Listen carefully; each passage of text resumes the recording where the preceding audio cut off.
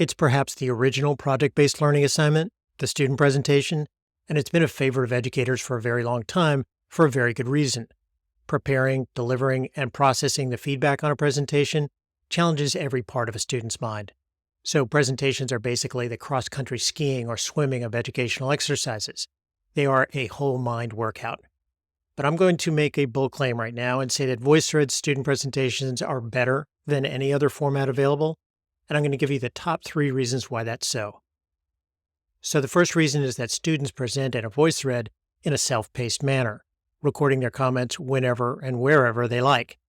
This slowing down of the process is an affordance that students never get in a live meeting or a live classroom.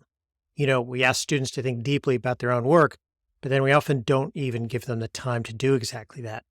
By placing a presentation assignment into a VoiceThread, we allow students to hear their own voices playback, and then allow them to choose to re-record until they get it right.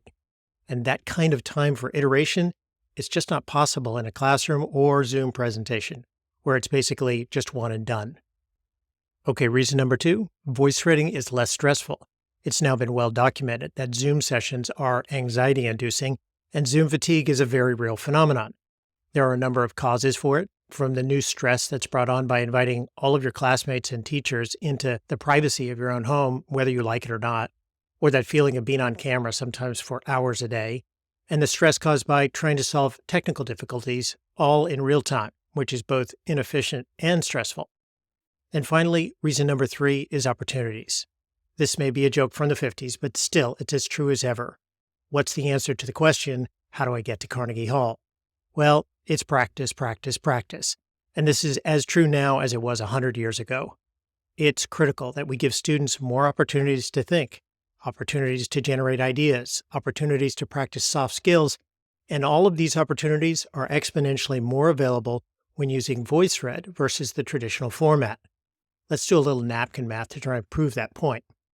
When a teacher looks to use student presentations as a learning activity, these numbers will be fairly typical and apply to presentations given in class or on Zoom. So, in a class with, let's say, 25 students, let's give them 5 minutes for the presentation and 1 minute for QA. So, even with almost no time for QA, you'll still need at least 3 classes to get through everyone, and each student will get extremely limited feedback. Sometimes there's going to be none at all. Now let's look at the VoiceThread version, where the presentation length is the same, but basically everything else is transformed. Question time is now unlimited. Not a minute of live classroom time is used, and the opportunities for feedback, well, they're unlimited too.